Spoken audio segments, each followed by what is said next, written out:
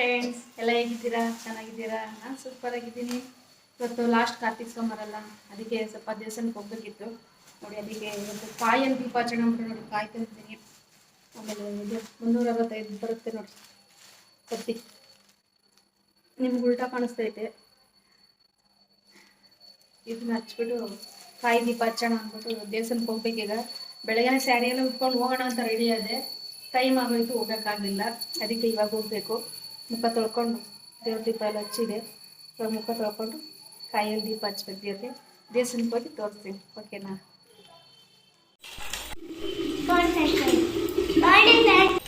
ನೋಡಿ friends, ready ಆಗ್ತಿದ್ದಾರೆ ನಾವು ಅಮ್ಮ.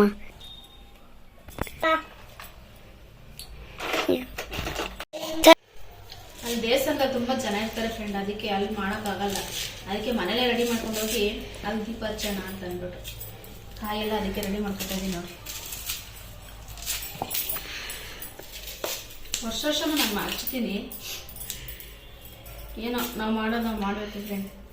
ಫಲ ಗಿಲ ಕೊಡೋದೆಲ್ಲ ದೇವರದು ಇಚ್ಛೆ. ಏನೋ ನಾವು ಮಾಡಿರೋ ಕರ್ಮ ಕಮ್ಮಿ ಆಗಲಿ ಅಂತ ಅಷ್ಟೇ. ದೇವ್ರು ನಮ್ಮನ್ನ ಕೋಟ್ಯಾಧೀಶ್ವರ ಮಾಡಲಿ, ನಮ್ಗೆ ಹಣಾಸ್ತಿ ಕೊಡಲಿ ಅಂತ ಮಾಡಲ್ಲ ಯಾರು.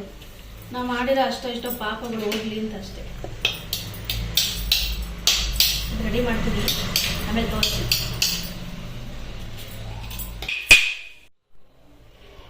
ಅರ್ಶಿನ ಕುಂಕುಮ ಇಟ್ಕೊಳ್ಳೋಣ.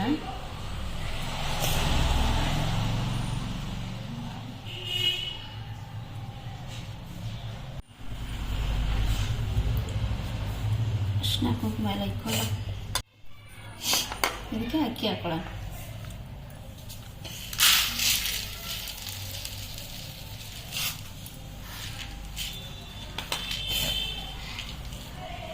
ನೋಡಿ, ಈ ಥರ ಅಕ್ಕಿ ಹಾಕೊಂಡಿದ್ದೀನಿ. ಕಾಯಿಗೆ ಅರ್ಶಿನ ಕುಂಕುಮ ಇಟ್ಕೊಳ್ಳೋಣ.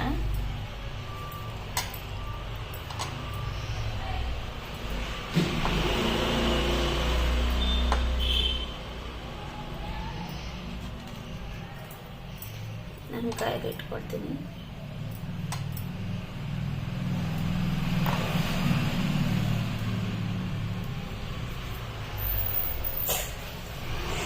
ಪೂಜೆಗೆಲ್ಲ ಯಾವತ್ತೂ ಅಷ್ಟೇ ಫ್ರೆಂಡ್, ಈ ಬೆಳ್ಳೆ ಯೂಸ್ ಮಾಡಬೇಕು. ಉಂಗುರದ ಬೆಳ್ಳು ಅಂದ್ಬಿಟ್ಟು ಇದನ್ನೇ ಯೂಸ್ ಮಾಡಬೇಕು. ಈ ಬೆಳ್ಳೆಲ್ಲ ನಿಜವಾಗ್ಲೂ ಯೂಸ್ ಮಾಡಬಾರ್ದು.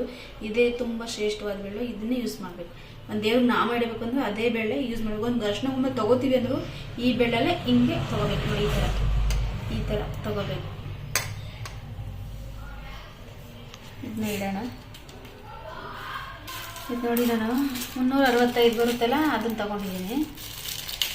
ಇದರಲ್ಲಿ ಅರ್ಧ 365 ಬಂದಿರುತ್ತಲ್ಲ ಅದಿದು. ಇದಕ್ಕೆ ಅರ್ಧ ನೋಡಿ ಕೊಬ್ಬರಿ ಹಾಕ್ತೀನಿ.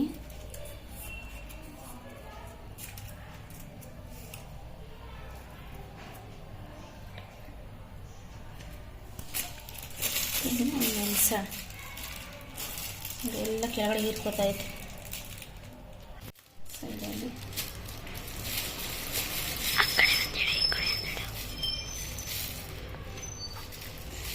ಬಾಯಿ ಹಿಡ್ಕೊಂಡು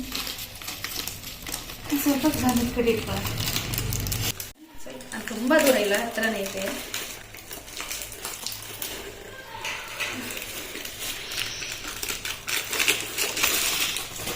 ಎಷ್ಟು ಚೆನ್ನಾಗಿದೆ ನೋಡಿ ಫ್ರೆಂಡ್ಸ್.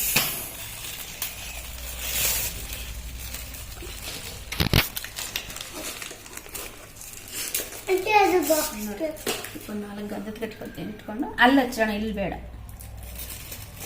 ಮಾಡಿ ಹೂವು ಇಟ್ಕೋಣ ಸ್ವಲ್ಪ.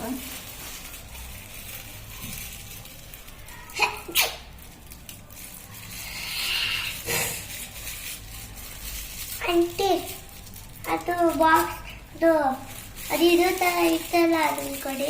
ಏನು ದೇವಸ್ಥಾನಕ್ಕೆ ಹೋಗ್ಬರೋಣ, ಸುಮ್ಮನೆ ಫಸ್ಟ್.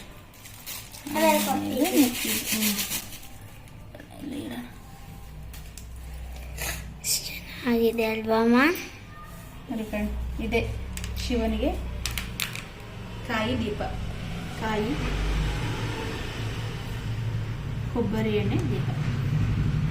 ಶಿವನ ದೇವಸ್ಥಾನದಲ್ಲಿ ಸಿಗ್ತೀನಿ ಆಯ್ತಾ, ಅಲ್ಲಿ ಹಚ್ಬಿಟ್ಟು ಆಮೇಲೆ ಸಿಗ್ತೀನಿ.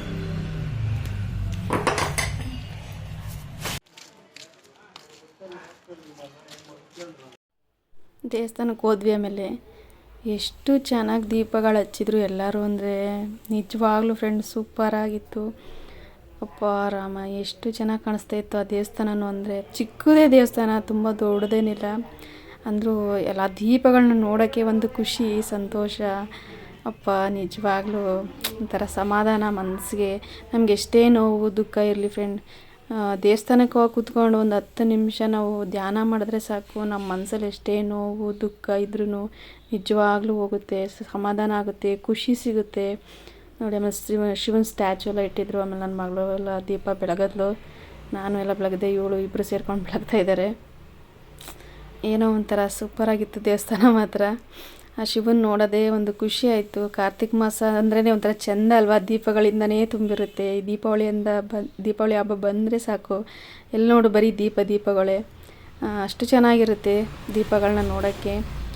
ಆಮೇಲೆ ಇನ್ನು ಕೆಲವೊಂದು ದೀಪಗಳನ್ನ ನಾವು ಹಚ್ಚಿದ್ವಿ, ಎಲ್ಲ ಹಚ್ಚಿದ್ರು, ನಾವು ಸ್ವಲ್ಪ ಹಚ್ಚಿದ್ವಿ. ಆಮೇಲೆ ಸ್ವಲ್ಪ ಪ್ರಸಾದ ಕೊಟ್ಟರು, ಅಲ್ಲೇ ಕುತ್ಕೊಂಡು ಪ್ರಸಾದ ಎಲ್ಲ ತಿಂದ್ಕೊಂಡು ಕುತ್ಕೊಂಡಿದ್ದೀವಿ. ಎದ್ದು ಬರೋಕ್ಕೆ ಮನಸ್ಸಿಲ್ಲ ನಿಜವಾಗ್ಲೂ. ಇವಳು ಆಂಟಿ ಇಷ್ಟು ಬೇಗ ಹೋಗ್ಬೇಕಾ, ಇರಿ ಹೋಗೋದು ಬೇಡ ಇನ್ನೂ ಇರೋಣ ಅಂತ ಇದ್ಲು. ಅಂದರೆ ನನ್ನ ಮಗಳಿಗೆ ಟೆಸ್ಟ್ ನಡೀತಾಯಿತ್ತು, ಅವಳು ಓದ್ಕೋಬೇಕಿತ್ತು, ಅದಕ್ಕೇ ಬಂದುಬಿಟ್ವಿ ಎದ್ದು. ಹಂಗೂ ಇದ್ವಿ ಒಂದು 3/4 ಗಂಟೆ ನೋಡಿ ಫ್ರೆಂಡ್. ದೇವಸ್ಥಾನಕ್ಕೆ ಹೋಗಿ ಬಂದ್ವಿ, ಸೂಪರಾಗಿತ್ತು. ಸ್ವರ್ಗ ಎಲ್ಲಿದೆ ಅಂದರೆ ನಿಜವಾಗ್ಲೂ ದೇವಸ್ಥಾನದಲ್ಲಿದೆ ಫ್ರೆಂಡ್, ಸ್ವರ್ಗ ಇನ್ನೆಲ್ಲೂ ಇಲ್ಲ. ಎದ್ದು ಬರೋಕ್ಕೆ ಮನಸ್ಸೇ ಇಲ್ಲ. ಹೆಂಗಿತ್ತು ಸಣ್ಣ ದೇವಸ್ಥಾನ? ಸ್ವರ್ಗ ಆಂಟಿ ಇಷ್ಟು ಬೇಗ ಹೋಗ್ಬೇಕಾ ಅಂತ ಇದ್ಲಿ ಇವಳು. ನಿಜವಾಗ್ಲೂ ಸೂಪರಾಗಿತ್ತು ಫ್ರೆಂಡ್. ಹೆಂಗಿತ್ತೆ ದೇವಸ್ಥಾನ? ಆ ದೀಪಗಳನ್ನ ನೋಡ್ತಾ ಇದ್ರೆ ನಿಜ ಒಂಥರ ಆನಂದ ಫ್ರೆಂಡ್, ಸೂಪರಾಗಿತ್ತು ಮಾತ್ರ. ಹೆಂಗಿತ್ತು? ಚೆನ್ನಾಗಿತ್ತಲ್ಲ ಸೋನು? ಹೇಗಿತ್ತು ದೇವಸ್ಥಾನ? ಫ್ರೆಂಡ್ಸ್ ಬರ್ಬೇಕಾದ್ರೆ ಆಟೋದವ್ರು ಕರ್ಕೊಂಡ್ಬಂದು. Thank you friend. ನನ್ನ ವಿಡಿಯೋ ಇಷ್ಟ ಆಗಿದ್ರೆ ಪ್ಲೀಸ್ ಲೈಕ್ ಮಾಡಿ, ಸಪೋರ್ಟ್ ಮಾಡಿ, ಸಬ್ಸ್ಕ್ರೈಬ್ ಮಾಡ್ಕೊಳ್ಳಿ, ಓಕೆನಾ? ನಮಗೂ ಸಪೋರ್ಟ್ ಮಾಡಿ ಫ್ರೆಂಡ್, ಓಕೆನಾ? Thank you, bye. ಆ ಶಿವ ಎಲ್ಲರಿಗೂ ಒಳ್ಳೇದು ಮಾಡಲಿ. ಬಾಯ್.